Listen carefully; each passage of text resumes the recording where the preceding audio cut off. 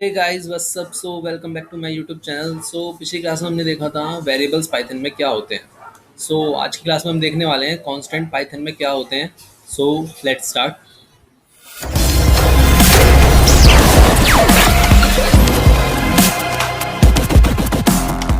Constant, एक constant is a type of variable whose value can not be change.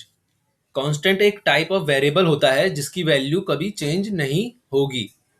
जैसे कि हमने variable पढ़ा था जिसमें कि हम देख रहे थे कि वैल्यू हम उसकी बाद में भी चेंज कर ले रहे थे। जैसे कि हमने एग्जांपल देखा था, वेबसाइट की वेरिएबल बनाया था तो उसकी वैल्यू पहले हमने इंजीनियर्स डॉट कॉम रखी थी, बाद में उसकी वैल्यू चेंज करके हमने कोडिंग नाइट्स डॉट कॉम कर दी थी। बट कांस्टेंट में ऐसा नहीं होगा। कांस्टेंट में क्या होगा, एक बार जो आपने वैल्यू दे दी वही वैल्यू पूरे प्रोग्राम के एग्जीक्यूशन में रहेगी। आपने मैथ में ही पढ़ा होगा कि वेरिएबल्स को काइंड कांस्टेंट। तो वेरिएबल का मतलब होता है कि जिसकी वैल्यू वेरी करती रहे, कांस्टेंट मतलब जिसकी वैल्यू वेरी ना करे। तो देख लेते हैं बस वैल्यू कांस्टेंट में वैल्यू कैसे असाइन करी जाती है। In Python constant are usually declared and assign in a module. तो इसमें इसका पहले आएगा मतलब ये क्या हुआ कि जो कांस्टेंट है, जैसे हम वेरिएबल्स में क्या करते थे, नॉर्मली a इक्वल टू 10 करके वेरिएबल डिक्लेयर कर देते हैं, हाँ कि ए वेरिएबल मेरा डिक्लेयर हो गया। बट पाइथन में कांस्टेंट डिक्लेयर करने का तरीका क्या है, उसे एक मॉड्यूल में लिखे जाते हैं सारे constant. Module in the sense आपको एक अलग से फाइल बनानी पड़ेगी। जैसे आपके कोई प्रोग्राम एग्जीक्यूट हो रहा है तो उससे अलग एक फाइल बनानी पड़ेगी, उस फाइल को आपको अपनी मेन फाइल में इंपोर्ट करना पड़ेगा। तो देख लेते हैं, here the module is the new file containing variables. जो आपका मॉड्यूल होगा वो क्या होता है, एक न्यू फाइल होती है जिसमें वेरिएबल फंक्शन जो भी आप लिखेंगे वो होता है। Which is imported to the main file. Main file जो कि मेन फाइल में इंपोर्ट करी जाती है। मेन फाइल क्या होती है हमारी, जिसका जिसमें आप प्रोग्राम लिख रहे हैं, जिसे आप एग्जीक्यूट करना चाहते हैं। Inside the module constant are written in all capital letters and underscore separating the words। जो कांस्टेंट होते हैं उन्हें लिखने का सिंटेक्स क्या होता है कि वो हमेशा पूरे कैपिटल वर्ड्स में लिखे जाएंगे। जैसे कि हम वेरिएबल था तो उसे मैं स्मॉल ए में भी लिख सकता था, स्मॉल बी में भी लिख सकता था, कुछ भी मतलब स्मॉल अल्फाबेट्स यूज करके लिख सकता था। बट कांस्टेंट को लिखने का सिंटेक्स पाइथन में क्या है, हमेशा सारे वर्ड्स जो भी वेरिएबल में यूज, जितने भी सारे अल्फाबेट्स यूज हो रहे होंगे सारे कैपिटल में होंगे। तो देख लेते हैं एग्जाम्पल एक। हमने क्या करा, एक कांस्टेंट डॉट पी वाई करके एक फाइल बनाई जिसमें मैंने दो वेरिएबल डिक्लेयर करे, एक पाई वेरिएबल, एक ग्रेविटी वेरिएबल। तो देख लीजिए यहाँ पे मैंने पाई को भी कैपिटल में लिखा है और ग्रेविटी वेरिएबल को भी कैपिटल में ही लिखा है। तो अब मैंने क्या करा, एक मेन फाइल बनाई। क्रिएट करनी है आपको एक मेन फाइल। तो इसमें देखिए मेरे को ये वाली फाइल अपनी जो है एग्जीक्यूट करनी है। तो इस फाइल में मैंने क्या करा, कांस्टेंट को इंपोर्ट करा। इंपोर्ट ये मैं भी आपको आगे पढ़ाऊंगा कि इंपोर्ट करना ये सब। तो अभी बस ऐसे समझ लीजिए कि ये फाइल मैंने जो कांस्टेंट डॉट पी वाई करके फाइल बनाई थी, तो इसका जो कांस्टेंट है, इस फाइल को मैंने ऐसे इंपोर्ट कांस्टेंट करके इंपोर्ट कर लिया, फाइल का नाम लिख के आगे से इंपोर्ट लिख के। तो अब ये क्या होगा, इस फाइल के अंदर जो भी कुछ होगा वो हमारी मेन फाइल में आ जाएगा। मेन डॉट पी वाई जो ये वाली फाइल है इसके अंदर आ जाएगा। अब मेरे को इसमें, अब ये मेरे को दो वेरिएबल को एक्सेस करना है। इस फाइल के अंदर मैंने दो वेरिएबल बनाए थे, पाई और ग्रेविटी। अब मेरे को इन दो वेरिएबल को एक्सेस करना है, तो मैं कैसे करूंगा, डॉट ऑपरेटर का यूज करके। देखिए कांस्टेंट के आगे मैंने डॉट लगा रखा है, dot P Y P I. तो मैंने अब इन दोनों वेरिएबल्स को प्रिंट करा रहा हूँ, कांस्टेंट डॉट पी आई और कांस्टेंट डॉट ग्रेविटी। तो यहाँ पे वैल्यू क्या प्रिंट होगी, कांस्टेंट डॉट पी आई की वैल्यू थी 3.14, तो ये यहाँ पे प्रिंट हो चुकी है। और कांस्टेंट डॉट ग्रेविटी की वैल्यू थी 9.8, तो यहाँ पे दोनों वैल्यू प्रिंट हो चुकी है। तो इस तरह से हम अपने पाइथन प्रोग्राम में कांस्टेंट को यूज करते हैं। मेन फाइल का मतलब मैं आपको बता ही चुका हूं कि जिस फाइल को हमें एग्जीक्यूट करना है। हम यहाँ पे हमने किस फाइल को एग्जीक्यूट करा, इस फाइल को एग्जीक्यूट करा, इस फाइल को रन करा। तो गाइज एक चीज ध्यान रखना, पाइथन में कांस्टेंट जैसा कोई कंसेप्ट नहीं होता है। ये चीज दिमाग में रखना। हम बस एक अपने में मान लेते हैं कि हमने जो वर्ड कैपिटल अल्फाबेट्स में लिखे हैं वो क्या है, कांस्टेंट है। एक बार पढ़ लीजिए इसे। In reality we don't use constant in Python. Naming them in all capital letter is a convention to separate them from variables. However, it does not actually prevent reassignment. Guys ये line main है। इसका मतलब क्या हुआ कि constant की value change की जा सकती है। पाइथन में कांस्टेंट जैसा कोई कंसेप्ट नहीं होता है। तो इसका मतलब अगर आप सपोज मैंने यहाँ पे पाई इक्वल टू 3.14 कराया है, तो अगर मैं यहाँ पे पाई की वैल्यू बाद में कुछ और कर दूं, जैसे 6.28 कर दूं, उसकी डबल कर दूं, तो वैल्यू चेंज हो जाएगी। ऐसा नहीं कि उसकी वैल्यू चेंज ही नहीं होगी, बट हम एक जस्ट मान लेते हैं। तो गाइज एक चीज ध्यान रखना, मैं जो जितने भी ये नोट्स लिखता हूँ ना, ये नोट सबसे ज्यादा इंपॉर्टेंट है। अगर आप स्कूल या कॉलेज लेवल में तब तो ठीक है, आपसे सिंपल पूछ लेंगे what is variable, what is constant, एक या दो नंबर में डेफिनेशन आ जाएगी। बट अगर आप किसी कंपनी के लिए इंटरव्यू के लिए प्रिपेयर कर रहे हैं तो ये चीज आपके लिए सबसे ज्यादा जरूरी है, ये नोट। इसी से कंपनी आपसे ये नहीं पूछेगा इंटरव्यूअर की आपको बताइए वेरिएबल क्या होता है या कांस्टेंट क्या होता है, वो पूछेगा कि कांस्टेंट की वैल्यू क्या रीअसाइन करी जा सकती है। अब आप उस टाइम पे अगर आपने बोला नहीं क्योंकि वो कांस्टेंट है, तो आप पता चल जाएगा उसे इंटरव्यूअर को कि आपके कॉन्सेप्ट क्लियर नहीं है।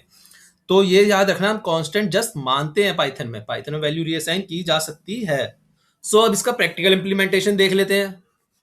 तो गाइज मैंने विजुअल स्टूडियो कोड ओपन कर लिया है। तो हम सबसे पहले क्या करते हैं, यहाँ पे आज हमारा डे 7 है, तो मैं एक डे 7 करके एक पाइथन फाइल बना लेता हूँ। तो मैंने यहाँ पे डे 7 करके एक पाइथन फाइल बना दी। तो अब हमें देखना है कि कांस्टेंट को कैसे यूज करना है। उसके लिए अब हमें क्या करना होगा, एक और फाइल बनानी होगी। जैसे कि मैंने बताया था कि कांस्टेंट को डिक्लेयर करने के लिए अलग से मॉड्यूल बनाया जाता है। तो मॉड्यूल ही एक वो मॉड्यूल जस्ट एक फाइल ही होता है जिसमें सारे कांस्टेंट लिखे जाते हैं। तो मैं यहाँ पे कांस्टेंट डॉट पी वाई करके एक फाइल बना लेता हूँ। तो मैंने कांस्टेंट डॉट पी वाई करके एक फाइल बना ली। अब मैं यहाँ पे क्या करूंगा, अपने वेरिएबल कांस्टेंट को डिक्लेयर करूंगा। तो मैं जैसे कि पी आई एग्जाम्पल लिया था, पाई आपने मैथ में पढ़ाई होगा, उसकी वैल्यू होती है जैसे 3.14।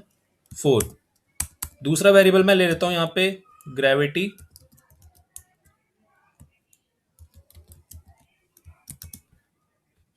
इसकी वैल्यू ले लेता हूँ मैं, सपोज 6 ले ली मैंने, लेट से 6। तो अब मुझे इस कांस्टेंट जो भी मैंने डिक्लेयर करे हैं इन कांस्टेंट्स को अपनी मेन फाइल जो मेरी डे 7 डॉट पी वाई है इसमें यूज करना है। तो मैं यहाँ पे क्या करूंगा, सबसे पहले इंपोर्ट करूंगा कांस्टेंट को जो कि मेरा फाइल का नाम होता है। ध्यान रखना गाइस, जब फाइल को नाम को इंपोर्ट करें तो यहाँ पे आपको डॉट पी वाई नहीं लिखना, वो जस्ट एक पाइथन का एक्सटेंशन है, फाइल का नाम ही इंपोर्ट करना है आपको। अब मैंने जैसे कि देखा कि कांस्टेंट के अंदर मेरे ये दो वेरिएबल हैं, पी आई और ग्रेविटी। तो अब मैं जो यहाँ पे इंपोर्ट कैसे करूंगा, प्रिंट स्टेटमेंट लूंगा। प्रिंट स्टेटमेंट लिखी, उसके अंदर सपोज मुझे पी आई की वैल्यू इंपोर्ट वो प्रिंट करानी है।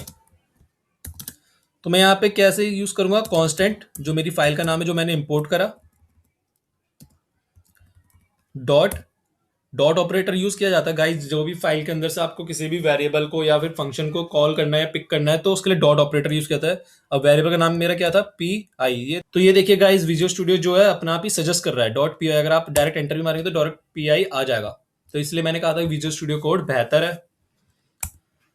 तो अब मेरे को दूसरा कॉन्स्टेंट प्रिंट कराना था, ग्रेविटी। कैप्स में ही कर लेता हम इसे भी। तो मैं यहाँ पे भी same constant dot gravity use करके प्रिंट करा देता हूँ। सॉरी। सो गाइज हमने ये दो वेरिएबल प्रिंट करा दिया। अब हमारी जो आउटपुट आना चाहिए, एक तो आना चाहिए 3.14 कांस्टेंट जो पाई कांस्टेंट की वैल्यू, और एक आना चाहिए ग्रेविटी, सॉरी 6 जो ग्रेविटी वेरिएबल की ग्रेविटी कांस्टेंट की वैल्यू है। तो अब हम इसे प्रिंट करा लेते हैं। तो ये हमारा नीचे टर्मिनल ओपन हो गया है। तो यहाँ पे देखिए गाइस, यहाँ पे ये हमारा फाइल का पाथ आ रहा है जो कि होम चेतन फ्लोरिया डॉक्यूमेंट, जहाँ पे भी आपकी फाइल होगी वो फाइल की लोकेशन आएगी, उसके नीचे आपका आउटपुट आएगा। तो यहाँ पे देखिए पी आई की वैल्यू क्या आई 3.14, ग्रेविटी की वैल्यू क्या आई 6। तो इस तरह से आपके कांस्टेंट की वैल्यू प्रिंट हो गई। एक्चुअल में कांस्टेंट भी एक वेरिएबल होता है, बस हम एक मान लेते हैं कि हाँ कैपिटल लेटर में लिखा हुआ है तो ये क्या है, एक कांस्टेंट है। तो जैसे कि मैंने बोला था कि हम कांस्टेंट की वैल्यू चेंज कर सकते हैं, तो मैं एक बार चेंज करके भी दिखा देता हूँ। यहाँ पे एक वेरिएबल ले लेते हैं हम, या यहाँ पे देखिए मैंने यहाँ पे पी आई की वैल्यू ले ली। यहाँ पे मैंने पी आई की वैल्यू सपोज 3.14 थी, मैंने यहाँ पे 5 कर दी। अब मैंने यहाँ पे सेम पी आई को ही इंपोर्ट करा है। तो पहले वो क्या करेगा, फाइल को रीड करेगा, बोलेगा पी आई की वैल्यू 3.14 है, फिर ग्रेविटी की वैल्यू देखेगा 6 है, फिर वो बोलेगा कि पी आई की वैल्यू क्या है 5 है। तो वो इसे दो पी आई की वैल्यू यहाँ पे क्या लाएगा, 5 लाएगा। तो एक बार देख लेते हैं रन करके। ये देखिए गाइस, आउटपुट आ गया हमारा। तो यहाँ पे अब पी आई की वैल्यू क्या आई 5।